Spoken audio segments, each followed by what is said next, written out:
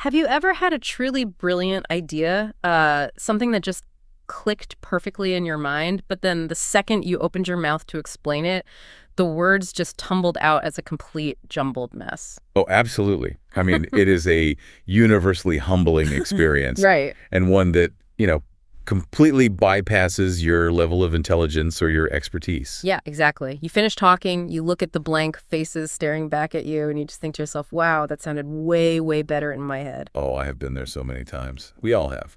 So if you have ever felt that sting of a derailed train of thought, you are in exactly the right place. Welcome to the Deep Dive. Thanks for having me. I'm excited for this one. Today, we are exploring the true art of clear communication, and we're doing it through an incredibly relatable story from our source material about a guy named Daniel. Yeah, it's a fascinating case study Yeah.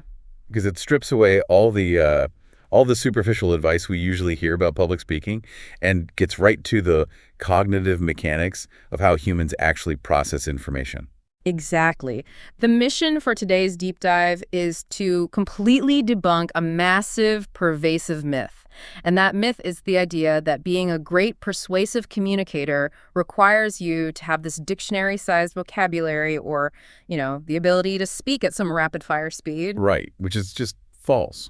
And we should establish right at the start that while Daniel's story centers around communicating in a workplace where English is the main language, this exact same breakdown happens to native speakers every single day. Oh, 100%. We all suffer from this. We get entirely caught up in trying to sound impressive. We use jargon, we talk fast, we layer on all this complexity. Yeah, trying to sound smart. Right. Yeah.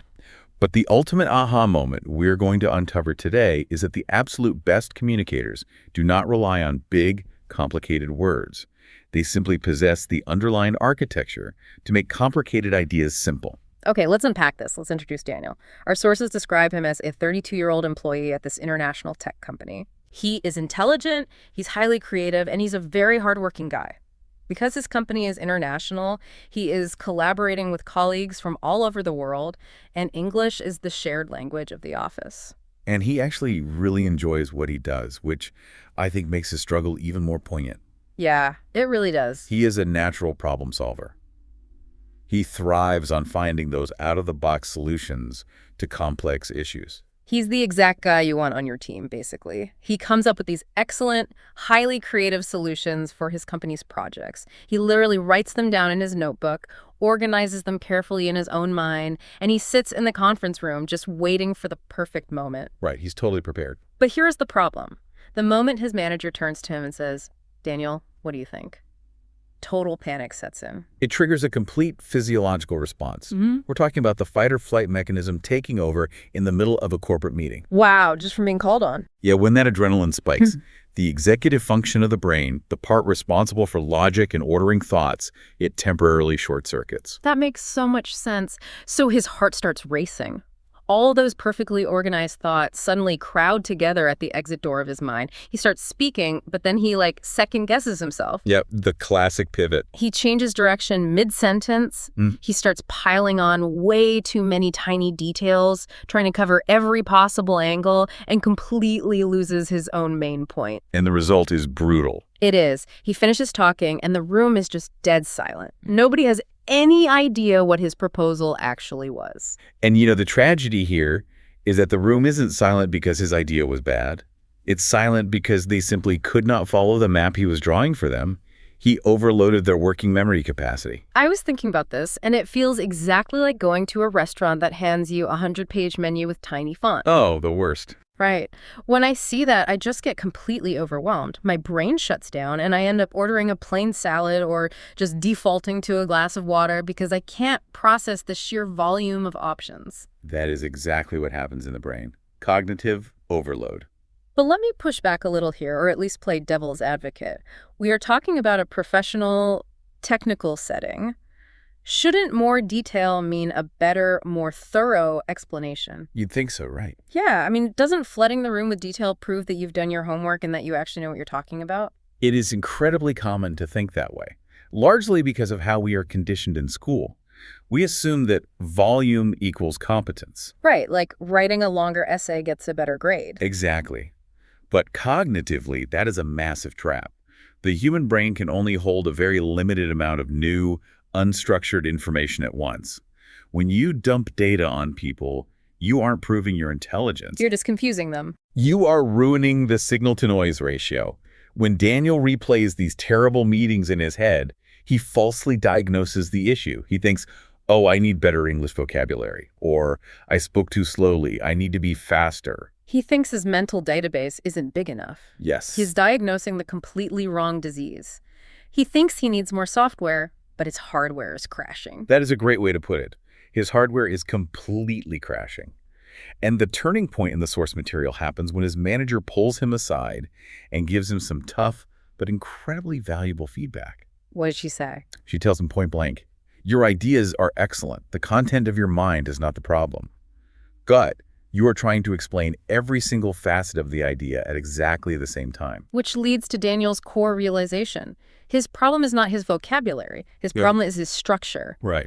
He's dumping 1,000 puzzle pieces on the conference table and expecting his team to magically see the final picture instead of just showing them the picture on the box first. Without a structure for his thoughts, the vocabulary is practically useless. It doesn't matter if you have $1 million vocabulary if the listener's brain has already shut down from cognitive overload. Okay, so identifying a problem is one thing, right? That's the easy part. Acknowledging you have bad structure takes 10 seconds. Sure. But fixing it, rebuilding your entire mental architecture when you realize you've been communicating wrong your whole life, that takes actual work. So once Daniel has this epiphany, how does he actually fix the wiring? Well, he realizes he needs to study the mechanics of communication, not just the English language. Makes sense. The source material outlines how he dives into a research phase, looking for the underlying patterns of people who do this well. Right, so he goes straight to the bookstore, and his first major discovery is a book called Talk Like TED by Carmine Gallo. A great book. Yeah, it analyzes the absolute best speakers in the world, the people who give viral TED Talks, and guess what? They aren't up there using words no one has ever heard of. Not at all. The greatest speakers consistently rely on a few very specific structural guardrails. They share one clear idea, not 5, not 10, one. Just one. They tell stories, they use very simple everyday examples, they pause naturally, and they speak slowly enough for people to actually digest the information. What's fascinating here is the psychology behind why those specific traits work. Every single one of those habits requires immense restraint. Restraint. Yeah, it requires the speaker to hold back. Yeah. It fights against the curse of knowledge, which is that cognitive bias where you assume the person listening has the same background understanding that you do. Oh, I see. And because you assume they know what you know, you skip the basics and jump straight into the complex weeds. Exactly. Or rather, you try to give them the weeds, the roots, and the soil all at once. And this connects beautifully to the second foundational book Daniel picks up during his research, Made to Stick by Chip and Dan Heath. Oh, an absolute classic. It is. And the core lesson Daniel extracts from it is vital for you listening to this right now to internalize for your own professional life. The human brain is a filtering machine. Meaning it just throws most things away. It discards almost everything it hears. People only remember ideas that are simple, concrete, and easy to understand. That is the biological formula for an idea to stick. Wow. Clarity will always be more powerful than complexity. You know, realizing that actually relieves so much pressure. You do not have to sound artificially impressive or use boardroom jargon. You just have to be clear. Exactly. But theory is great. Practice is where the magic happens. Reading a book about a bicycle doesn't mean you can ride one. So how does Daniel translate these big psychological concepts into a Tuesday morning routine? Well, he builds a very specific, actionable toolkit for himself. He doesn't just try to, be better in his next meeting. He essentially creates a customized cognitive training regimen to rewire his automatic habits. Here's where it gets really interesting, because the sources outline a rigorous, three-pronged strategy that Daniel uses. Let's walk through how he completely changed his daily habits. Let's do it. The first piece of his strategy is what I'd call a summarization constraint. Daniel starts reading a book called Short Stories in English for Beginners. Now, for a guy working at an international tech firm, the reading level is way below his capability. Right, he's reading beginner stuff. But the magic isn't in the reading, it's in what happens after. He finishes a chapter, literally closes the book so he can't look at it, and forces himself to summarize the entire narrative aloud using only 3 parts: a beginning, a middle, and an ending. And the source notes that at first, this constraint is agonizing for him. Really? Just summarizing a beginner's story. Yeah. His brain desperately wants to include every single minor detail, every subplot, every character description, but he has to force himself to stop and remember his new mantra. Keep it simple. It's like pruning a tree so the main branches can actually grow. That's a perfect way to look at it. By forcing himself to find just a beginning, middle, and end, Daniel was actively training his brain's executive function to filter out noise. Building a new habit. He was building a mental schema. When you can consistently identify the core spine of a simple story, you can start identifying the core spine of a complex business proposal. Okay, but having a summary in your head is different from getting it out of your mouth smoothly in real time, especially when the adrenaline hits. Right, the execution part. So that brings us to the second part of his strategy, mastering structural vocabulary. He studies a book called English Vocabulary in Use. But again, he completely ignores random, obscure words. He focuses entirely on phrases that organize ideas. This acts as the cognitive scaffolding for his thoughts. Yes. Phrases like, I believe the main reason is, for example, and in conclusion. He practices these transition phrases so relentlessly that they become automatic muscle memory. He's hardwiring them. He never has to panic about how to start a sentence again because he already has these structural anchors ready to deploy. Let's look at why scaffolding is so important for working memory. When you are nervous, the hardest part is just getting the first few words out. Oh, for sure. The blank slate is terrifying. Right. The cognitive burden of trying to find the right word and form the idea at the exact same time is what causes the brain to freeze. That makes so much sense. If you have those structural phrases preloaded and automatic, you offload that burden. It gives your brain a microsecond to calm down and retrieve the actual idea you want to share because the syntax is already taken care of itself. Which brings us to the third piece of his strategy, which might be the most powerful change he made, active listening synthesis. This one is huge. Daniel used to listen to audio lessons specifically, a program called Effortless English, and he would just repeat the sentences exactly as he heard them, pure parroting. Which is very common. Right. But he changes the game. Now, he listens, he hits pause on the audio, and he asks himself out loud, what was the main idea? And then he forces himself to explain that main idea aloud in just 1 to 3 sentences. He is moving from passive consumption to active synthesis. What's the difference cognitively? Passive consumption just washes over the brain. Active synthesis forces the brain to build neural pathways. You're actually doing the heavy lifting of processing. Think about your own media diet for a second. How often do you consume a podcast, read a long article, or sit through a 40-minute meeting and never actually stop afterward to see if you can summarize the main point in a single sentence? Probably rarely. We consume huge amounts of information every single day, but we rarely force ourselves to synthesize it. It is a profound shift in behavior. And what really cements Daniel's progress is that he doesn't leave these practices isolated in his study room. He takes it to the streets. He takes this active synthesis out into the real world.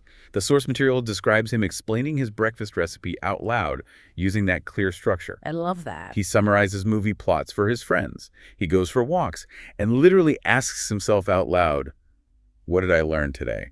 And forces a structured answer. It's all about repetition. This proves the central thesis of our deep dive. Good communication isn't about saying more. It is entirely about saying the most important thing first. Practice makes permanent.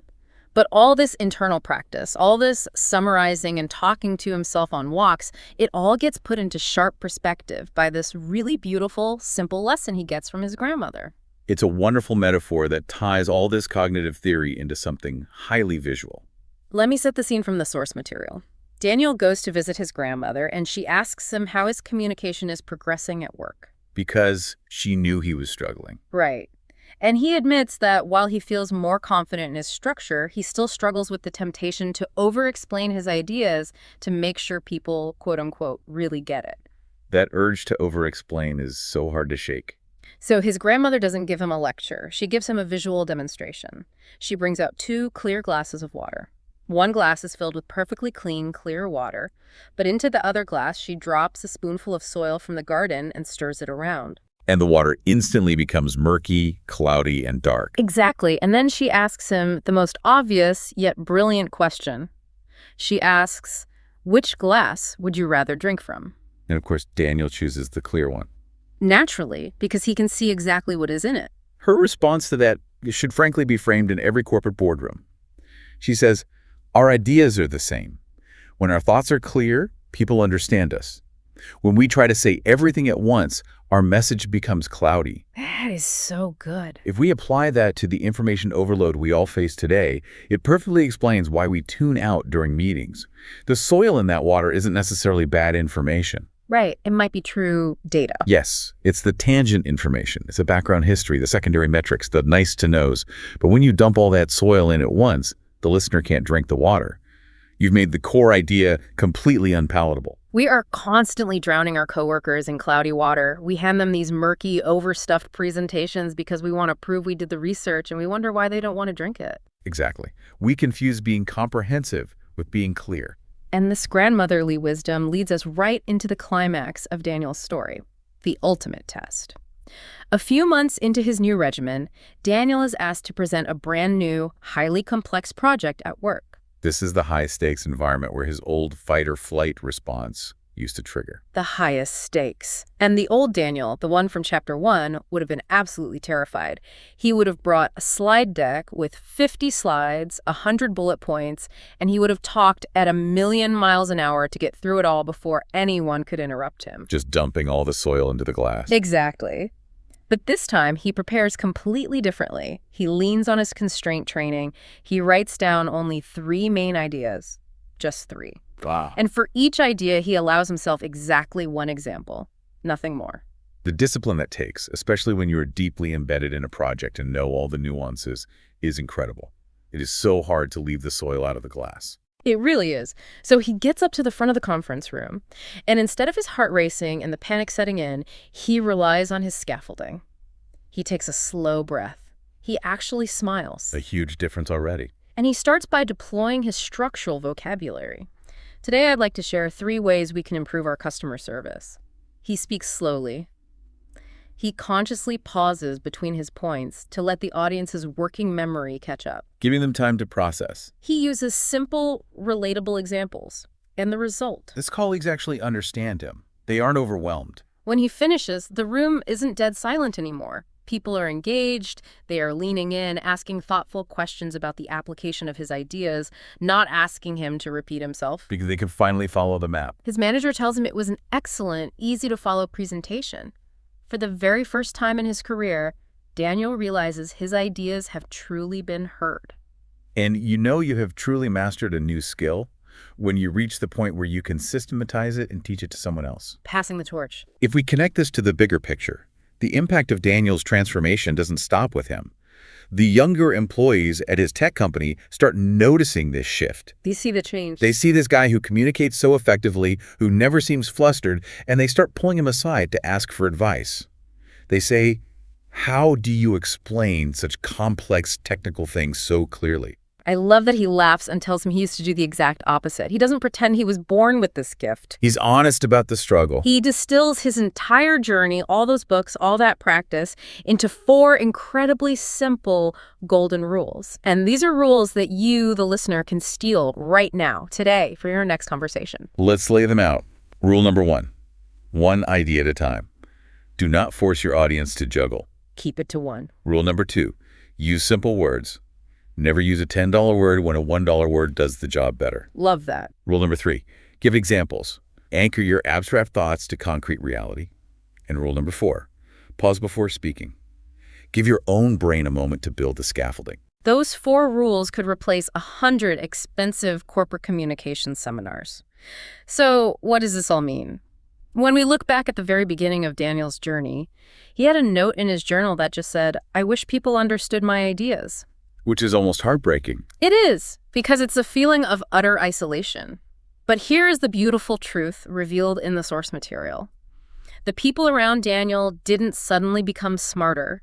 His English vocabulary didn't magically multiply overnight. The raw material of his intelligence was exactly the same. The only thing that changed was the structure of delivery. What changed was simply how he organized his thoughts before they ever left his mouth.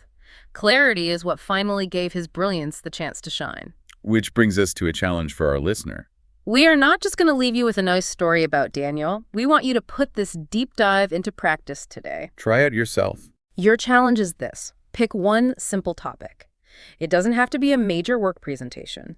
It could be your favorite book, what you actually did at your job today, what you have planned for the weekend, or even just why you love your favorite food. Keep it low stakes. Take that topic and explain it to someone using this exact three-step structure from our source material. First, state your main idea clearly. Second, give one reason why it matters or why you believe it.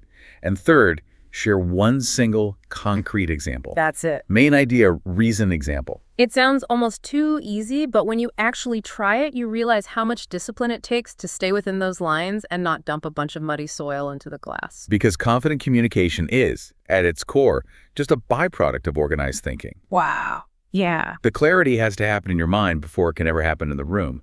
Before you speak, you have to ask yourself, what is my main idea? Why is it important? And can I give one simple example? And if you can't? If you can't answer those three questions yourself, you are simply not ready to explain it to someone else. That is such a crucial cognitive filter to put your thoughts through. I want to leave you with a final thought to ponder as you go about the rest of your day. Think about the last time someone strongly disagreed with a brilliant idea you had, whether that was a pitch at work or even just a plan you had at home. Okay. What if they weren't actually rejecting your idea at all? What if they just couldn't see the brilliance of it because the water you handed them was too cloudy? Wow. That completely changes how you look at almost every argument or miscommunication, doesn't it? It really does. Thank you so much for joining us for this deep dive. Remember, the greatest communicators in the world are not the ones with the heaviest dictionaries. They are the ones who put in the work to make their brilliance accessible to absolutely everyone. Beautifully said. So, next time you feel those words jumbling up, take a breath, find your structure, and clear the water. We'll catch you on the next deep dive.